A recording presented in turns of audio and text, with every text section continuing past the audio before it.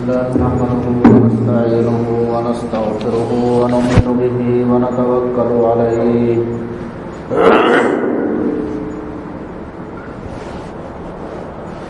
الحمد لله نحمده ونستعينه ونستغفره ونتوكل عليه ونعوذ بالله من شرور أنفسنا ومن سيئات أعمالنا من يهده الله فلا مضل له ومن يضلل فلا هادي له ونشهد أن لا إله إلا الله وحده لا شريك له ونشهد أن سيدنا ومولانا محمدا عبده ورسوله صلى الله تعالى عليه وعلى آله وأصحابه وبارك وسلم تسليما كثيرا أما بعد أعوذ بالله من الشيطان الرجيم بسم الله الرحمن الرحيم إن الذين قالوا ربنا الله ثم استقاموا تتنزل عليهم الملائكة ألا تخافوا ولا تحزنوا وأبشروا بالجنة التي كنتم توعدون صدق الله مولانا العظيم وقال النبي صلى الله عليه وسلم إن رحمتي سبقت غضبي او كما قال علیہ الصلاۃ والسلام۔ دوستو بزرگو، جو آیت آپ کے سامنے پڑھی اس میں بڑی بشارت ہے بندوں کے لیے۔ ارشاد ہے حق تعالی شانہ کا، ان الذین قالوا ربنا اللہ، بے شک وہ لوگ جنہوں نے کہا کہ ہمارا رب اللہ ہے، اللہ کو اپنا رب مانا، ثم استقاموا، پھر اللہ کو رب ماننے کا جو تقاضا ہے اس تقاضے پر قائم رہے، ثابت قدم رہے۔ ان الذین قالوا ربنا اللہ، جنہوں نے کہا کہ ہمارا رب اللہ ہے، اللہ کو اپنا رب مانا، حاکم مانا، مالک مانا، اپنے آپ کو اللہ کا غلام تسلیم کیا۔ غلام کا کام ہوتا ہے کہ مولا کی اطاعت کرے، اس کی نافرمانی سے بچے، یہ غلام کا کام ہوتا ہے۔ ثم استقاموا، پھر اس عبدیت کے تقاضے پر قائم رہے۔ عبدیت کا تقاضا یہ کہ اپنے مولا کی نافرمانی نہ کرے، جن باتوں کا وہ حکم دے اوامر پر عمل کرے،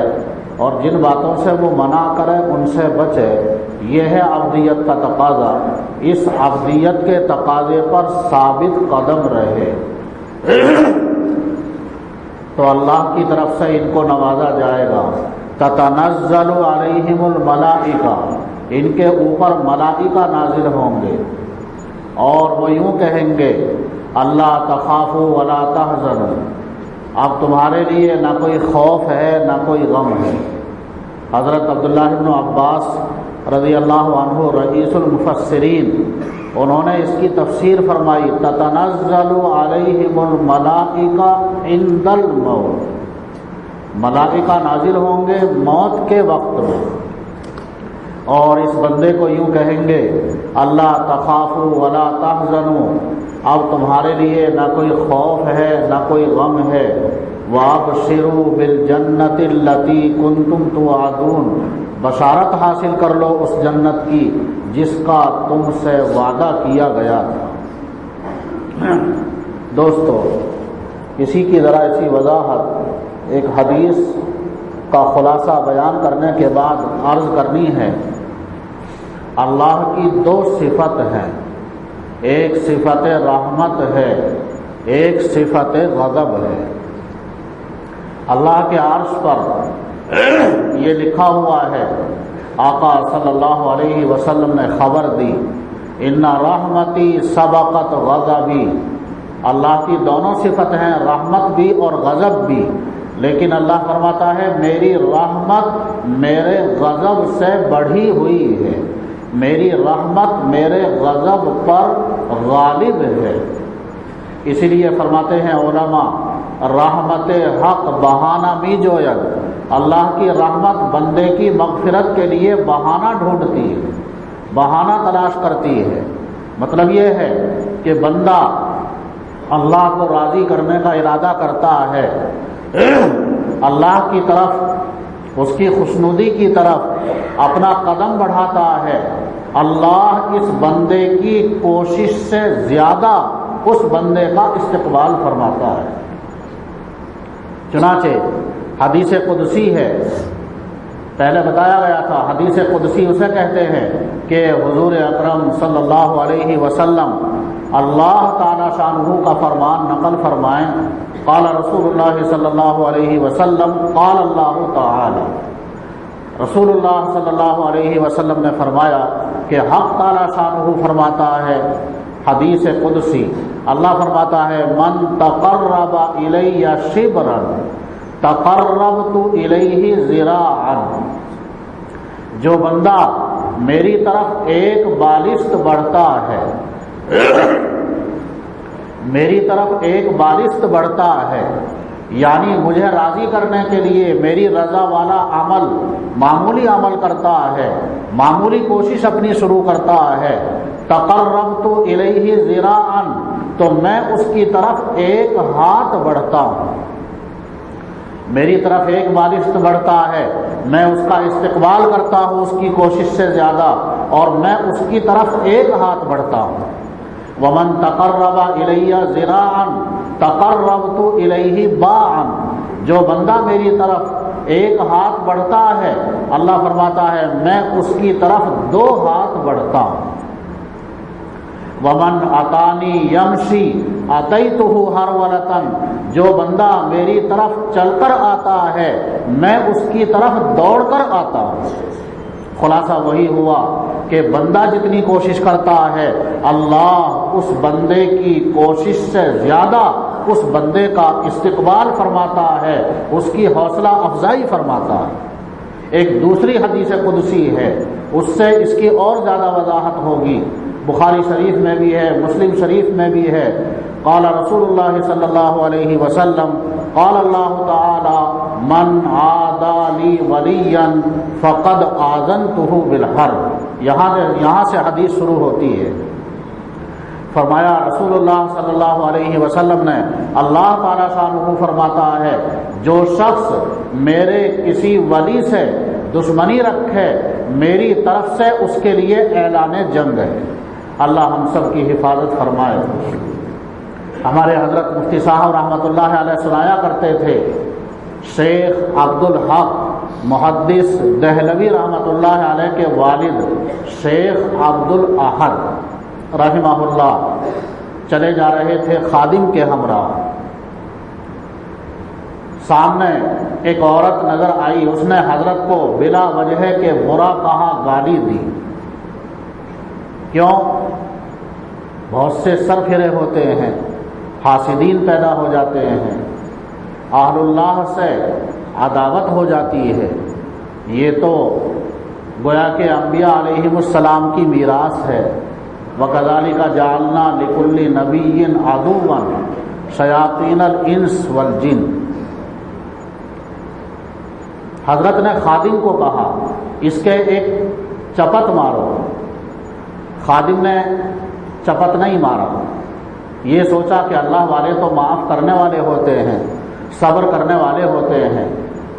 حضرت نے پھر کہا بھائی اس کو ایک چپت مارو، لیکن خادم نے پھر نہیں مارا چپت۔ اتنے میں وہ عورت برابر میں کنواں تھا، اس کے اندر گری اور گر کر ہلاک ہو گئی۔ حضرت نے خادم کو فرمایا میں نے تم سے اسی لیے کہا تھا اس کے چپت مارو، ممکن ہے اس کی جان بری ہو جاتی، اس کی جان بچ جاتی۔ جب اس نے بلا وجہ مجھے برا کہا، گالی دی، تو میں نے دیکھا، مجھے نظر آیا کہ اللہ کی شان غضب جوش کے اندر ہے، اللہ کا عذاب اس کی طرف اترنا چاہتا ہے، اس لیے میں نے تم سے کہا کہ چپت مارو، تو کچھ ہماری طرف سے ایک انتقام اور بدلہ ہو جاتا، ممکن ہے کہ اللہ کا وہ غضب اور عذاب ہٹ جاتا۔ من عادی لی ولیا فقد آذنتہ بالحرب، آگے اللہ تعالیٰ شانہ فرماتا ہے بندے کو میرا سب سے زیادہ قرب فرائض کے ذریعے سے حاصل ہوتا ہے۔ فرض نماز ہے، فرض روزہ ہے، فرض حج ہے، زکوٰۃ صدقہ واجبہ یعنی زکوٰۃ ہے وغیرہ، یہ فرائض اسلام۔ اللہ فرماتا ہے کہ سب سے زیادہ جو قرب حاصل ہوتا ہے بندے کو میرا، وہ فرائض کے ذریعے سے حاصل ہوتا ہے۔ البتہ رفع درجات اور بڑے درجات حاصل ہوتے ہیں نوافل کے ذریعے سے۔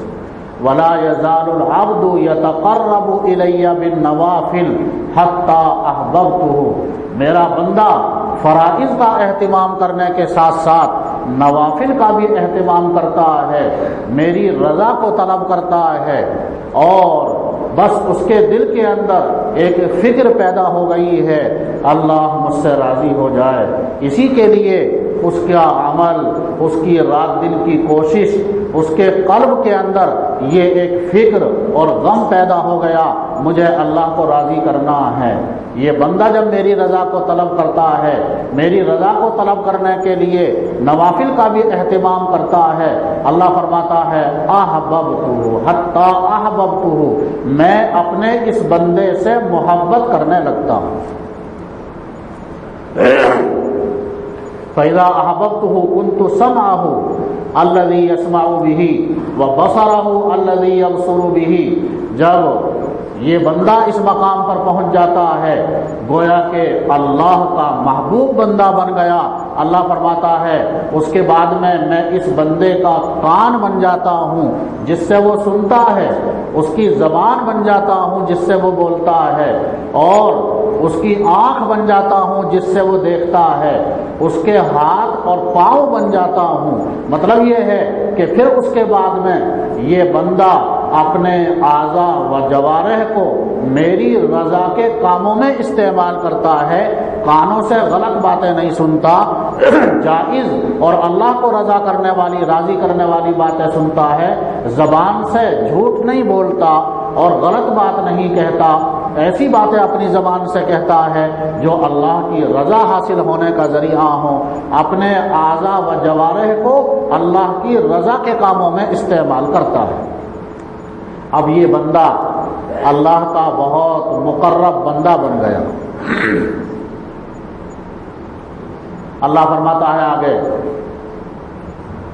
وَلَئِن سَأَلَنِي لَأُعْطِيَنَّهُ وَإِنِ اسْتَعَاذَنِي لَأُعِيذَنَّهُ، اس کا مقام میرے یہاں بلند ہو گیا، یہ میرا برگزیدہ بندہ بن گیا، اس کے دل میں ایک غم پیدا ہو گیا تھا، ایک فکر پیدا ہو گئی تھی مجھے اللہ کو راضی کرنا ہے، اے بندے تو میری طرف سبقت کر، تیری کوشش سے زیادہ میں تیرا استقبال کروں گا۔ اب اس بندے کا مقام میرے یہاں یہ ہوتا ہے،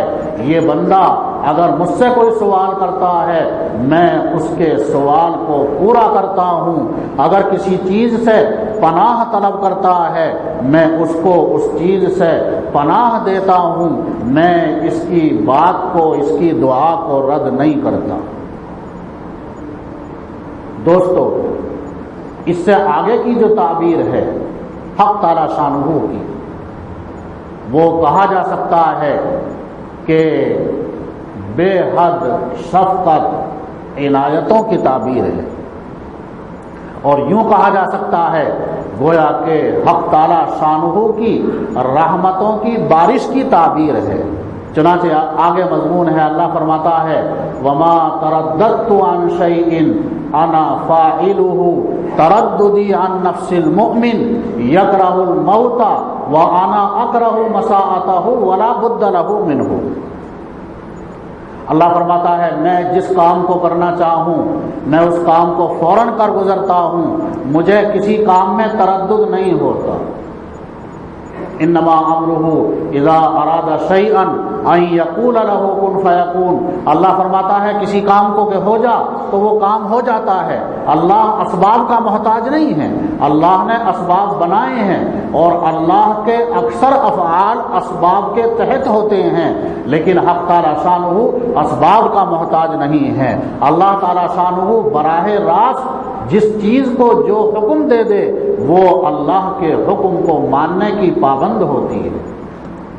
ابراہیم علیہ السلام کو آگ کے اندر ڈالا گیا، تفسیر کی روایات کے اندر ہے مختلف ملائکہ آئے، اللہ کی طرف سے ہی تھے وہ مدد کے لیے۔ آپ فرمائیے ہم آپ کی مدد کریں، بارش اور بادلوں والا فرشتہ آیا، آپ حکم دیجئے ہم بارش برسا دیں جس سے یہ آگ بجھ جائے، آپ کو نجات مل جائے، لیکن وہ تو خلیل تھے۔ اتخذ اللہ ابراہیم خلیلا، انہوں نے کہا سب سے معذرت کر دی، میرا رب میرے حال سے واقف ہے، اسے میرا حال معلوم ہے، کسی کی مدد قبول نہیں کی۔ تو اللہ نے پھر براہ راست آگ کو خطاب فرمایا، قلنا یا نار کونی بردا وسلاما علی ابراہیم، اے آگ ابراہیم کے لیے ٹھنڈی ہو جا۔ چنانچہ وہ آگ ٹھنڈی اور سلامتی والی ہو گئی۔ کیسے ہو گئی ٹھنڈی؟ خود بخود، پانی اس پر نہیں ڈالا گیا اور کوئی تدبیر اختیار نہیں کی گئی۔ نہیں دوستو، آگ میں جلانے کی تاثیر کس نے پیدا فرمائی ہے؟ اللہ نے پیدا فرمائی ہے۔ وہ پروردگار اس کی اس جلانے کی تاثیر کو ختم کرنے پر بھی قادر ہے، اس کے لیے کوئی سبب اختیار کرنے کی ضرورت نہیں۔ ما ترددت عن شیء انا فاعلہ ترددی عن نفس المؤمن، میں کسی کام کو کرنا چاہوں مجھے کسی کام میں تردد نہیں ہوتا، لیکن یہ میرا مومن بندہ جس نے میرا قرب حاصل کر لیا، میرا یہ بندہ محبوب بن گیا، ایک مقام اس کا میرے یہاں پیدا ہو گیا، اب جب اس کے مرنے کا وقت آتا ہے تو اللہ فرماتا ہے مجھے اس کے بارے میں تردد ہوتا ہے۔ کیوں تردد ہوتا ہے؟ یکرہ الموت، یہ بندہ طبعی طور پر موت کو ناپسند کرتا ہے، وَأَنَا أَكْرَهُ مَسَاءَتَهُ، اور میں اپنے اس بندے کو تکلیف دینا نہیں چاہتا، اس کی مرضی کے خلاف کرنا نہیں چاہتا، وَلَا بُدَّ لَهُ مِنْهُ، لیکن موت کا آنا بھی ضروری ہے۔ کیا کیا جائے؟ مسئلہ گویا کہ اٹک گیا۔ دوستو اٹکا وٹکا کچھ نہیں، میں نے بتایا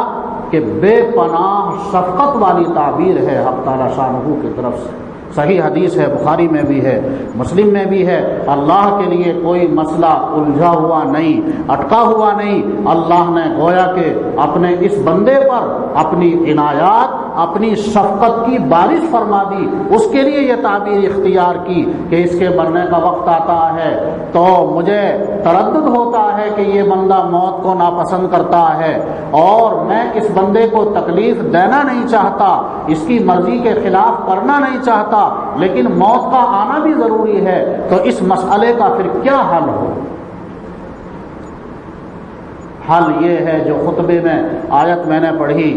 ان الذین قالوا ربنا اللہ ثم استقاموا تتنزل علیہم الملائکہ، اس کے مرنے کا وقت آ گیا، اس کی موت کا وقت آ گیا، حضرت ملک الموت ملائکہ رحمت کے ساتھ نازل ہوتے ہیں۔ یہ آیت، اس کی تفسیر حضور اکرم صلی اللہ علیہ وسلم نے کئی احادیث کے اندر بیان فرمائی ہے۔ جب مومن بندے کے انتقال کا وقت آتا ہے، حضرت ملک الموت کے ساتھ بے شمار ملائکہ رحمت ہوتے ہیں، ان کے ساتھ جنت کا کفن ہوتا ہے، جنت کی خوشبو ہوتی ہے، حضرت ملک الموت اس کے سرہانے بیٹھ جاتے ہیں اور ملائکہ رحمت تا حد نظر، جہاں تک اس بندے کی نگاہ جاتی ہے، ملائکہ رحمت اس کے استقبال میں ہوتے ہیں۔ حضرت ملک الموت اس کے ساتھ نہایت نرمی کا معاملہ فرماتے ہیں اور وہ ملائکہ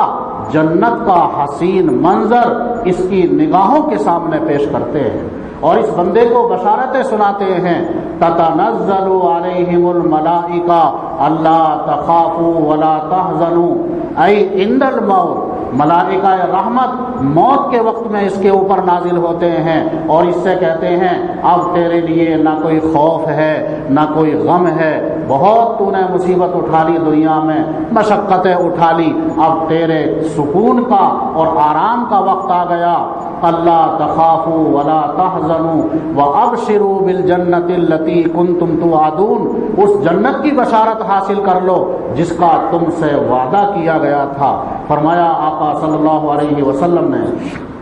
کئی احادیث کے اندر مضمون ہے، یہ ملائکہ جنت کا حسین منظر، وہاں کی نعمتیں اس کی نظروں کے سامنے پیش کرتے ہیں، کبھی اس کی حوریں اس کی نظروں کے سامنے پیش کی جاتی ہیں، کبھی وہاں کا باغ و بہار اس کی نظروں کے سامنے پیش کیا جاتا ہے، کبھی وہاں کے پھل قسم قسم کی نعمتیں اس کی نظروں کے سامنے پیش کی جاتی ہیں، اور ملک الموت اس کو بشارت سناتے ہیں، ابشری بروح وریحان ورب غیر غضبان، اے روح تو بشارت حاصل کر لے جنت کی نعمتوں کی، اپنے ایسے رب کی جو رب تجھ سے راضی ہے اور خوش ہے، تے نے بہت سعی کی، بہت کوشش کی اپنے رب کو راضی کرنے کی، اب تیرے لیے آرام کا وقت آ گیا ہے۔ فرمایا حضور اکرم صلی اللہ علیہ وسلم نے، ذاکر اللہ یرا مقعدہ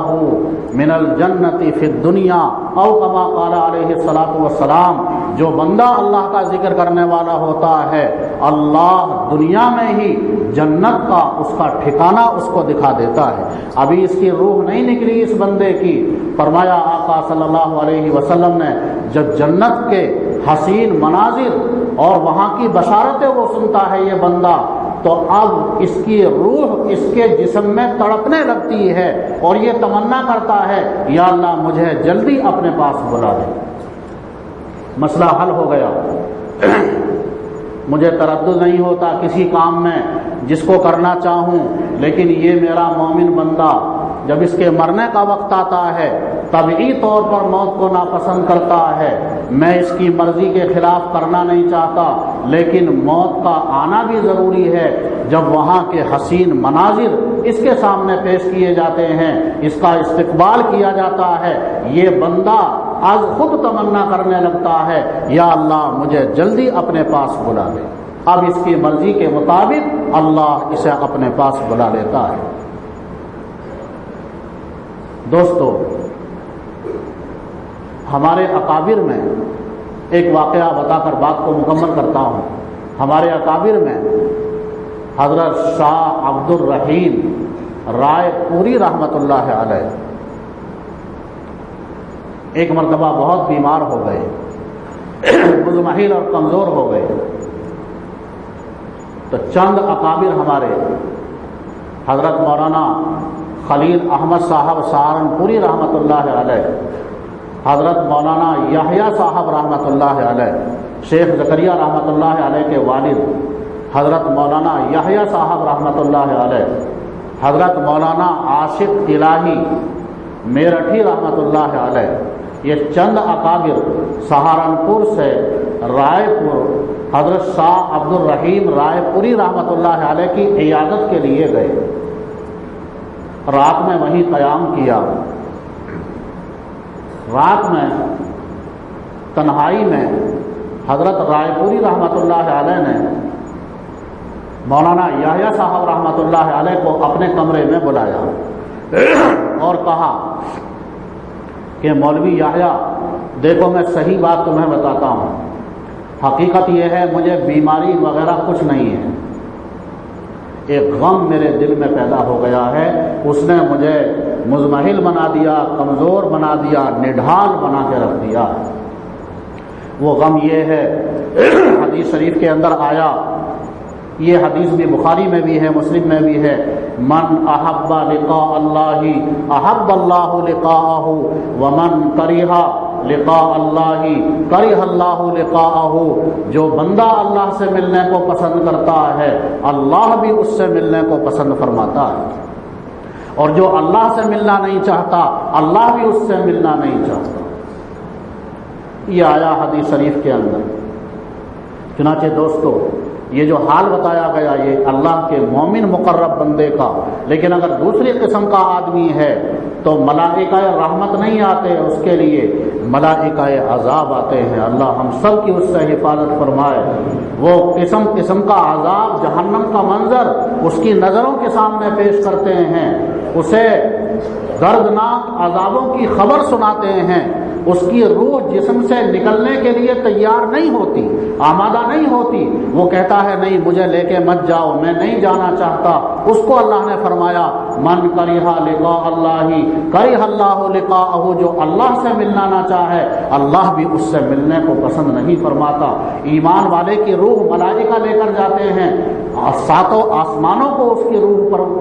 پار کر جاتی ہے، اور عرش کے نیچے جا کر اس مومن بندے کی روح سجدے میں گر جاتی ہے، اللہ کی زیارت اور ملاقات ہوتی ہے۔ لیکن دوسرے قسم کا اگر آدمی ہے، اللہ فرماتا ہے کفار کے لیے لا تفتح لهم ابواب السماء، اس کی روح کو لے کر ملائکہ عذاب جائیں گے، آسمانوں کے دروازے اس کے لیے نہیں کھولے جائیں گے، اسے اسفل السافلین میں وہیں سے گرا دیا جائے گا۔ فَكَأَنَّمَا خَرَّ مِنَ السَّمَاءِ فَتَخْطَفُهُ الطَّيْرُ أَوْ تَهْوِي بِهِ الرِّيحُ فِي مَكَانٍ سَحِيقٍ۔ حضرت رائے پوری رحمۃ اللہ علیہ نے یہ حدیث پڑھی کہ حدیث میں یہ ہے من احب لقاء اللہ احب اللہ لقاءہ، جو بندہ اللہ سے ملنے کو پسند کرتا ہے اللہ بھی اس سے ملنے کو پسند فرماتا ہے، اور جو اللہ سے ملنا نہ چاہے اللہ بھی اس سے ملنا نہیں چاہتا۔ حضرت نے فرمایا، حضرت رائے پوری رحمۃ اللہ علیہ نے، مجھے غم یہ ہے کہ یہ بات میں اپنے اندر نہیں پاتا کہ مجھے اللہ سے ملنے کی تمنا ہو، مجھے یہ غم پیدا ہو گیا ہے کہیں میرا شمار دوسرے قسم کے لوگوں میں تو نہیں ہے۔ اس غم نے مجھے نڈھال بنا دیا، ورنہ بیماری مجھے کوئی نہیں ہے، تو میں صحیح بتاتا ہوں۔ دوستو، حضرت مولانا یحییٰ صاحب رحمۃ اللہ علیہ نہایت ذکی، ہوشیار، حتیٰ کہ حضرت گنگوہی رحمۃ اللہ علیہ بھی حضرت مولانا یحییٰ صاحب کی ذہانت اور ذکاوت کی تعریف فرمایا کرتے تھے۔ حضرت مولانا یحییٰ صاحب رحمۃ اللہ علیہ نے حضرت گنگوہی رحمۃ اللہ علیہ کی 12 سال خدمت کی ہے، اور یہ سب حضرات شاہ عبد الرحیم رحمۃ اللہ علیہ، حضرت سہارنپوری رحمۃ اللہ علیہ، حضرت میرٹھی رحمۃ اللہ علیہ، حضرت شیخ الہند رحمۃ اللہ علیہ، حضرت مدنی رحمۃ اللہ علیہ، یہ سب حضرات گنگوہ جاتے تو ان کی خدمت زیادہ تر مولانا یحییٰ صاحب ہی فرمایا کرتے تھے، اس لیے سب کے لاڈلے اور چہیتے تھے۔ تو حضرت مولانا یحییٰ صاحب نے فرمایا حضرت رائے پوری رحمۃ اللہ علیہ کو کہ حضرت آپ نے حدیث کا مطلب صحیح نہیں سمجھا۔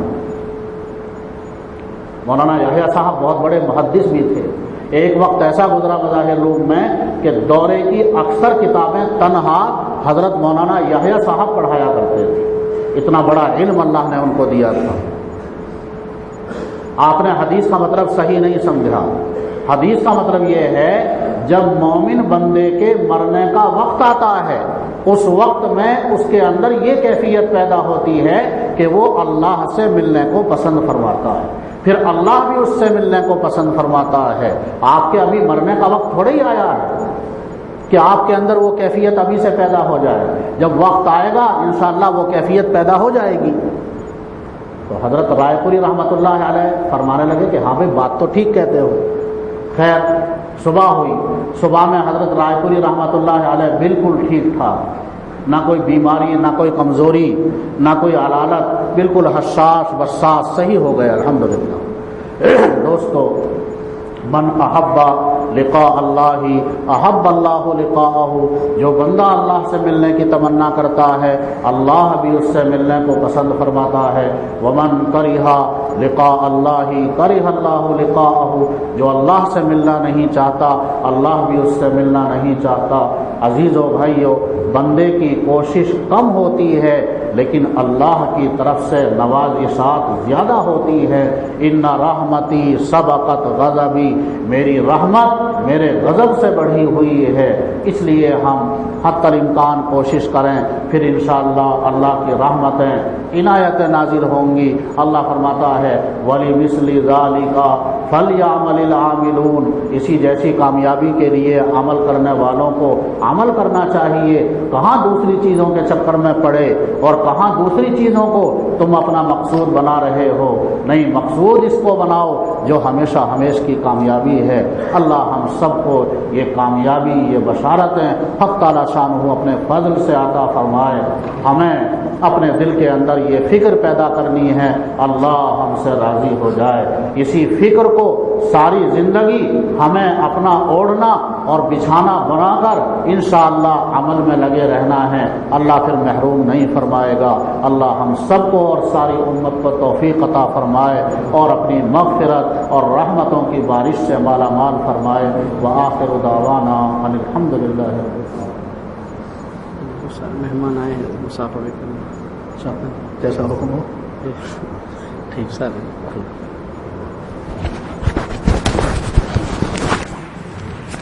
جو